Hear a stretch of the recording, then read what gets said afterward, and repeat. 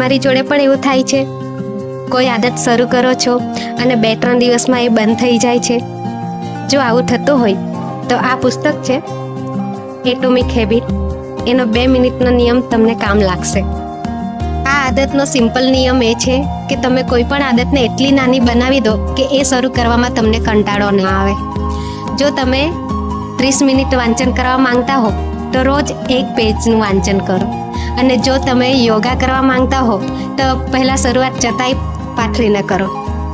અહીં આપણો ગોલ શરૂઆતમાં બહુ બધું થવાનું નથી, પરંતુ ગોલ છે કે એ હેબિટને દરરોજ રિપીટ કરવાની શરૂઆત કરી.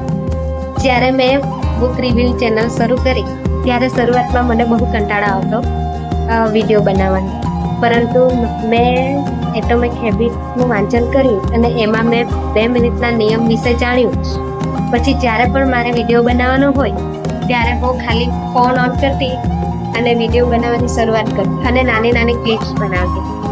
એ રીતે મેં ક્યારે આખો વિડીયો બની જતો એ મને ખબર જ નથી પડતી. તો આ 2 મિનિટના નિયમથી મારી અંદર તો ઘણો સુધારો આવ્યો છે બધી રીતે. તો તમે પણ આ અપનાવજો.